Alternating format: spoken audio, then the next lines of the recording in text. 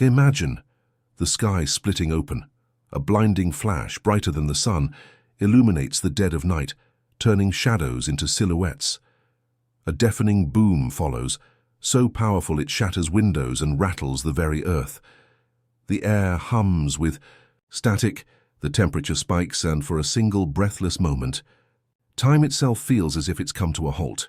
And then, like a spear of fire hurled from the heavens, it arrives. A massive, otherworldly object tears through the atmosphere, trailing smoke and an eerie electric blue glow. The air pressure shifts, sending gusts of wind howling through the trees. Animals panic. Flocks of birds, startled from their roosts, scatter in all directions. Dogs bark wildly.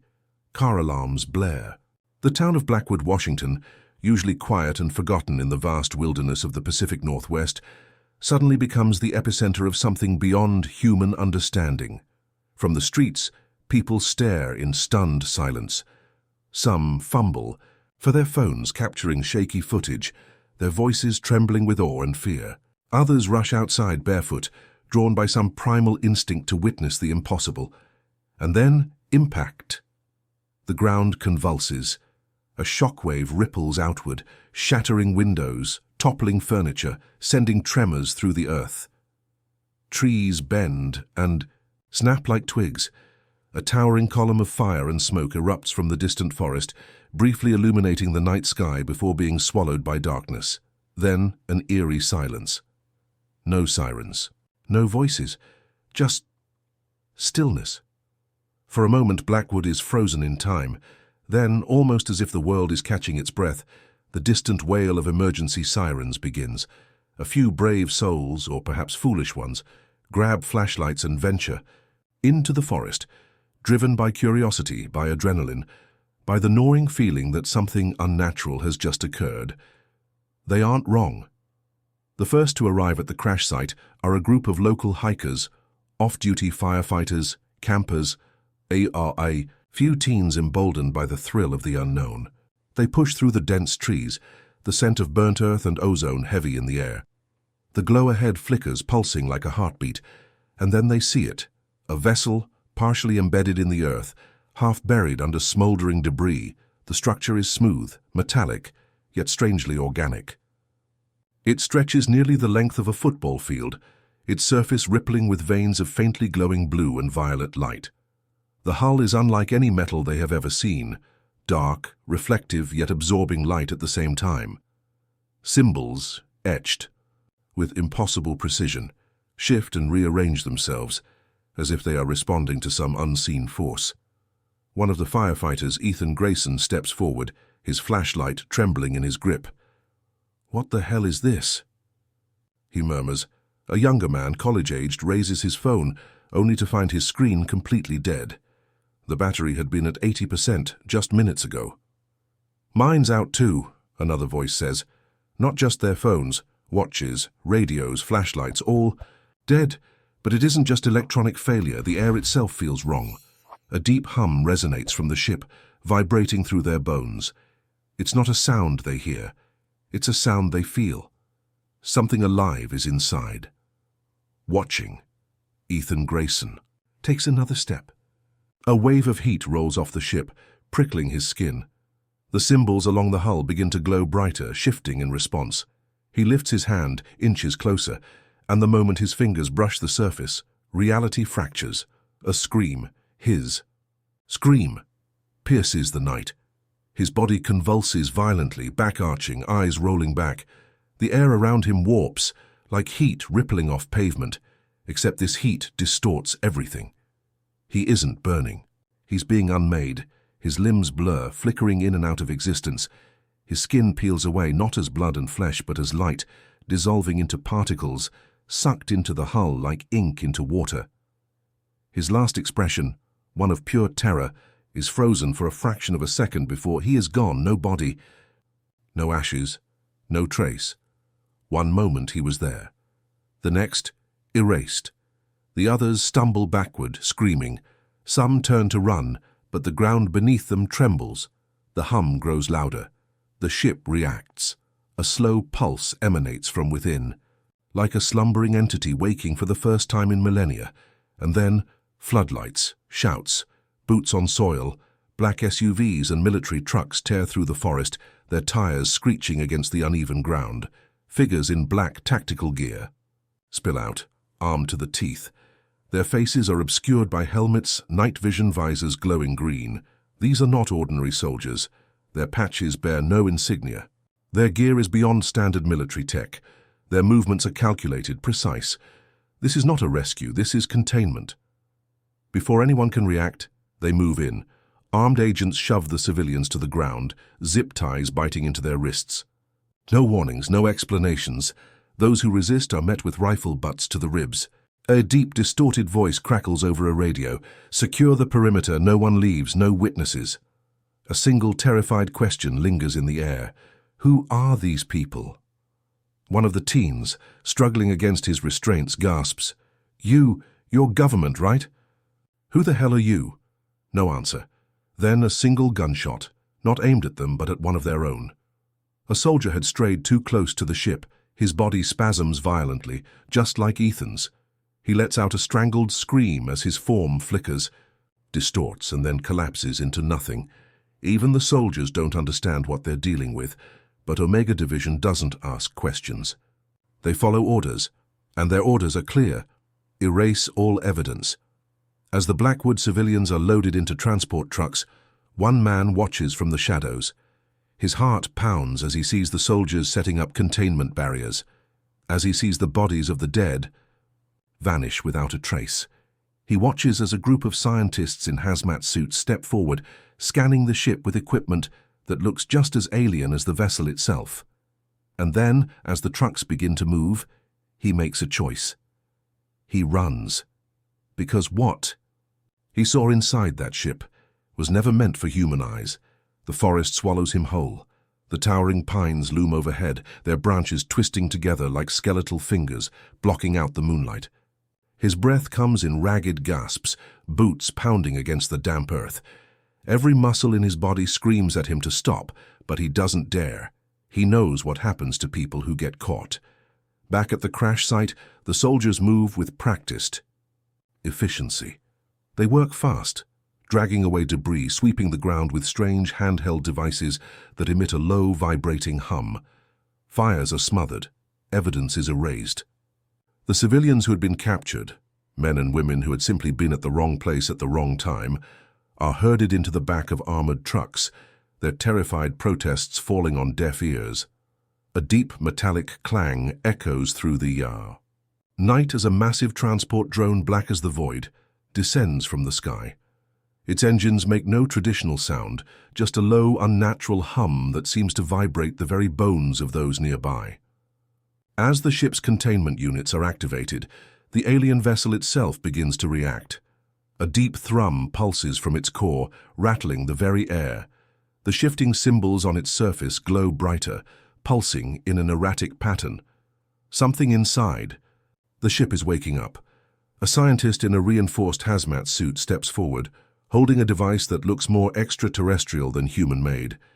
He taps a sequence of buttons on his wrist console, and a beam of soft blue light washes over the ship's surface. For a moment, everything is still. Then the beam bends. It doesn't reflect. It doesn't scatter. It curves, twisting unnaturally, as if light itself cannot escape the ship's gravitational field. The scientist takes an instinctive step back, muttering something into his helmet's microphone. And then the ship responds. Series of overlapping whispers cut through the air. Not human, not mechanical. The voices layer upon one another, speaking in a language that seems to bypass the ears and go straight into the mind. Some of the soldiers recoil, clutching their helmets as if trying to block out the sound. One of them lets out a strangled gasp before dropping his weapon and falling to his knees. His breathing turns shallow. His pupils dilate unnaturally wide. He begins whispering something, repeating the alien words over and over in a dazed, trance-like state. And then he screams. Not a scream of fear, a scream of understanding, and that's when they shoot him. The scientist doesn't even flinch as one of the black-clad operatives raises his weapon and puts a bullet through the soldier's skull. The whispering stops. The soldier's lifeless body collapses to the ground, except There is no blood, no wound. His body simply crumples inward, as if something inside him collapsed into itself. A ripple of unease moves through the unit. Even among the most hardened of them, there is an unspoken understanding. They don't know what they're dealing with. The scientist turns away from the body, returning his focus to the ship. His visor reflects the glowing symbols as they shift once more, rearranging themselves in new, intricate patterns. His fingers tighten around his console.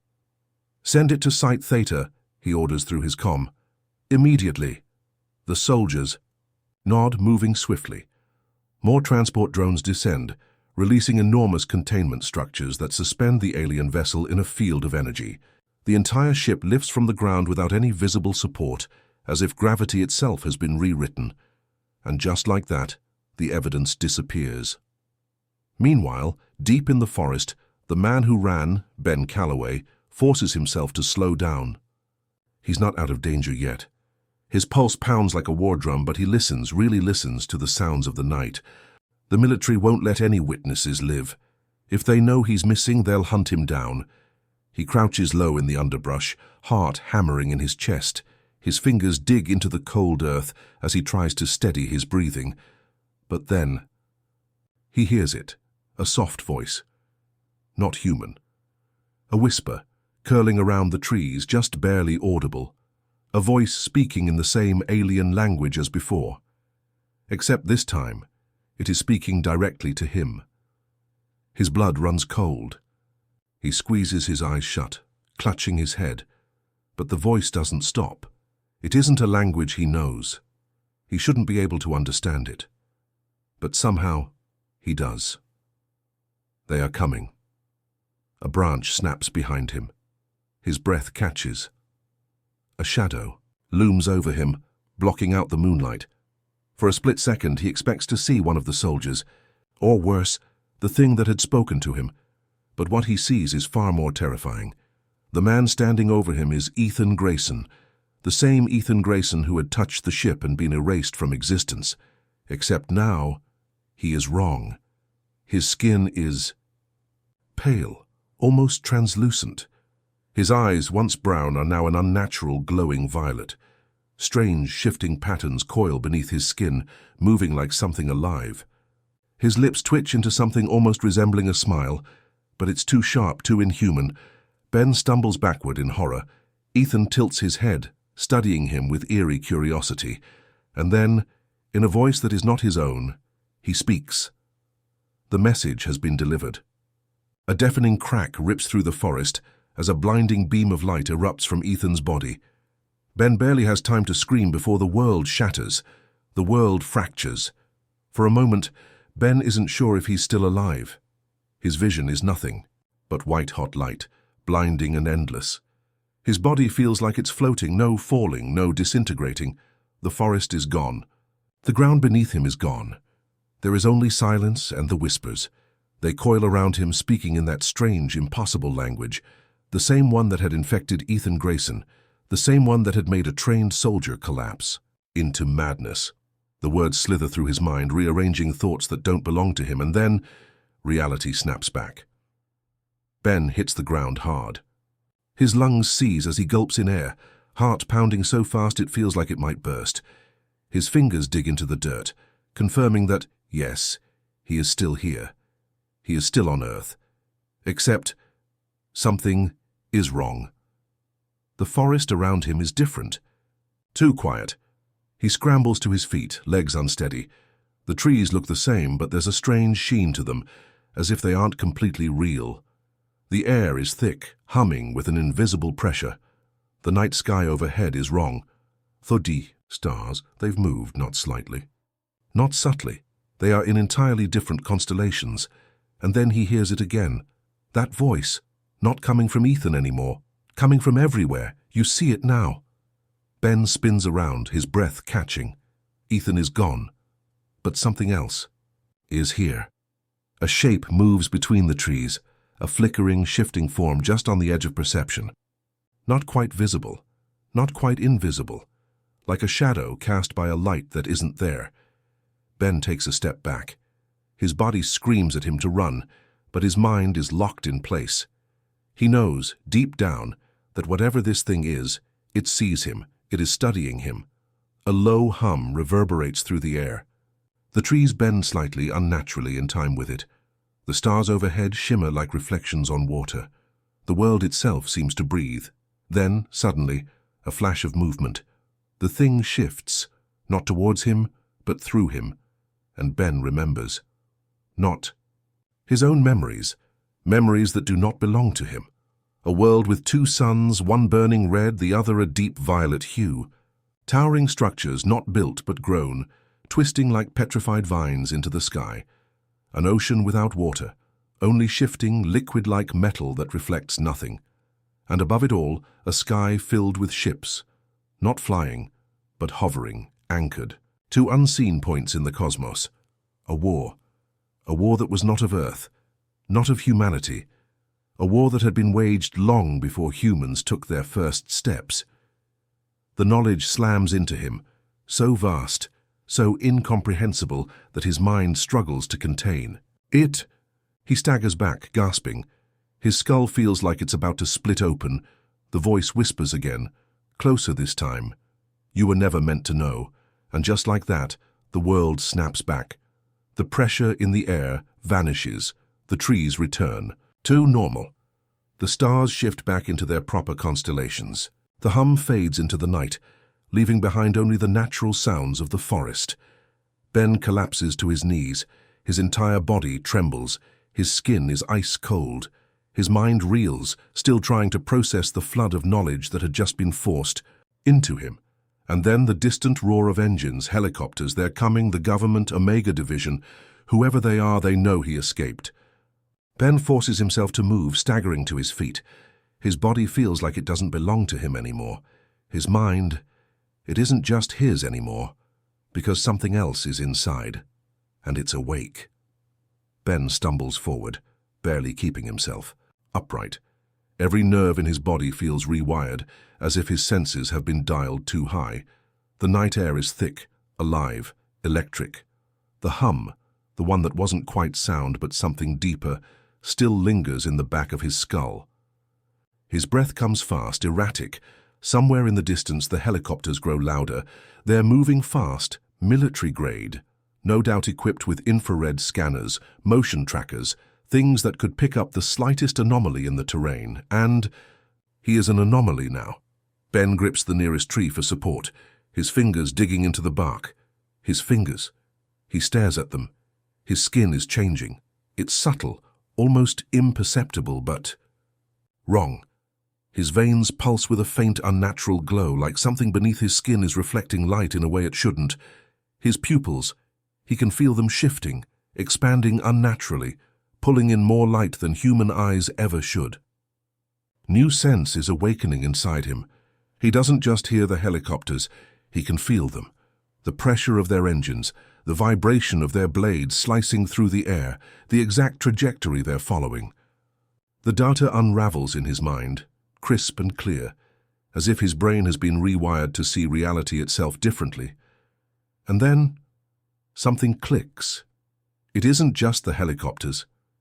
Ben feels everything, the heartbeat of the forest, the millions of tiny organisms shifting beneath the soil, the slow, imperceptible movement of the stars overhead, the earth itself spinning through the void, and beyond that, far beyond that, something else, something vast, something watching. His stomach lurches. His mind rebels against the sheer size of the thing, the impossible geometry of its existence. It isn't a ship. It isn't a creature. It is both and neither, a presence that defies human understanding, stretching beyond the confines of space-time itself, and it knows he sees it. A crack splits the night. Ben Sart flinches. But it isn't an attack. It's his own mind, his own perception breaking apart, trying to process something that was never meant to be perceived. The helicopters are right on top of him now. A spotlight cuts through the trees, sweeping across the terrain. Voices crackle over radio static. Target located. Moving in. Ben runs. The forest blurs around him, not because he's moving too fast, but because something is distorting. His body doesn't feel entirely real anymore. The world bends at the edges of his vision, shifting like liquid, as if reality itself is trying to decide whether he belongs in it. A sharp whistle cuts through the air. Ben throws himself sideways as something slams into the ground where he just stood. The explosion shreds through the trees, sending fire and splinters in every direction. Tranquilizer rounds? No. They aren't trying to capture him anymore. They're trying to erase him. Ben grits his teeth, pushes harder. The terrain warps beneath, his feet stretching and folding in impossible ways. He isn't running through the forest anymore. He is running through something else, a place that exists between moments, a place that the thing inside him remembers. And then he stops, because ahead of him, standing in the clearing, is Ethan Grayson. Still wrong, still something else. But this time he is not alone. Shadows flicker at his sides, not human, not solid, shifting in and out of visibility. Their forms twist like smoke, limbs elongated, faces featureless. They hum, a soundless vibration that rattles the air, and they are waiting for him. The helicopters descend behind him. The floodlights burn white-hot, casting long, stretched shadows through the trees. Soldiers in tactical gear fan out, weapons raised. A voice booms through a loudspeaker. Ben Calloway, you do not understand what you've been exposed to. Surrender now. But Ben barely hears them, because the thing inside him is waking up completely. The presence in his mind, the flood of knowledge, the understanding of what he is now, what he has become. And he knows, with horrifying certainty, that he has only two choices: surrender and be erased, or step forward and embrace something far, far worse. Ben stands paralyzed. The two worlds around him, the human one, bound by logic and rules, and the other one, shifting, infinite, hungry, are beginning to merge. He feels it in his bones, in his skin, in the thing inside his mind that is no longer just a whisper. It is awake. The shadows beside Ethan pulse. Shapes that shouldn't exist flicker in and out of sight, shifting in ways that defy perspective. They are watching him, waiting, assessing, not as an enemy, not as prey, as something more. Behind him the helicopters hover, floodlights slashing through the trees. The soldiers tighten their grip on their weapons. Red laser sights crisscross his chest. He is seconds away from annihilation, but then everything stops. The sound, the movement, the entire forest. Frozen. No, not frozen. Rewritten. Ben blinks, and in the span of a single heartbeat, reality around him changes. The sky is no longer black, but an endless expanse of burning white. The helicopters? Gone. The soldiers? Gone. The trees? The ground? Gone. He is nowhere, and yet standing before him, unchanged, unmoving, eternal, Ethan Grayson, and the figures beside him. Now, without the veil of reality distorting them, Ben sees them completely, not shadows, not creatures, entities, concepts made flesh. They exist beyond form, beyond light, beyond the fragile physics of human understanding. Their shapes shift, stretch, collapse, reform. One moment they are humanoid, the next cascading waves of light and sound, then nothing at all. Ben understands them not through words, not through logic, through knowing. One of them, the tallest, the oldest, the first, tilts its head, a gesture that is not curiosity but something deeper, and then it speaks, not through sound, through everything. Do you understand now? The voice isn't a voice at all. It's a wave, a concept, a rewrite of reality itself. The question doesn't enter his ears, it enters his being. Ben shudders, gasping. His thoughts are not his own anymore. They are theirs, and suddenly he knows the truth. The crash, the ship, the strange metal. It was never a ship. It was a warning, a lock, a prison. It wasn't built to bring something here. It was built to keep something out, something older than time itself, something that does not belong. And when humanity touched it, when they broke into it, studied it, experimented on it, they opened the door. Ben staggers back, his chest heaving, his vision fractures, overlapping realities stacking, on top of each other. He sees what comes next. Earth. No longer Earth, humanity, rewritten, reshaped, unmade. A world where time is a fluid, where reality is no longer a certainty, where existence itself is a suggestion. A world that should never be, and it is happening. Now Ethan watches him, expression unreadable. You can stop it. Ben swallows, his throat is dry, his pulse deafening in his ears. How? The entities tilt their heads in eerie unison. You already know. And that is the worst part. Because he does. The thing inside him, the knowledge, the rewiring, the awakening, it isn't just a gift. It is a key that can turn the lock or shatter it completely. A choice. Erase everything he has become, undo the infection, close the breach, lock the door forever, or let it happen. Let humanity evolve. Let them see the truth. Let them become something more. Let Earth transcend into the next phase of existence. A world without limits, without rules, without humanity as it was ever meant to be. His hands shake. The weight of the decision is crushing, unbearable. The entities do not rush him, because in the grand scheme of eternity, a few seconds mean nothing. The white void stretches around him, silent, infinite. Ben takes a breath, and then black screen. Beat of silence, and a single final whisper. It has already begun. The end. And there it is. The grand climax, the cosmic horror revelation, and the chilling, open-ended mystery. It leaves the audience breathless, questioning reality and desperate for answers. Now let's boost engagement. End with, what would you do? Would you lock the door or open it? Let me know in the comments. If you love deep sci-fi mysteries and terrifying alien secrets, hit like, subscribe, and turn on notifications. Welcome to XenoChronicles.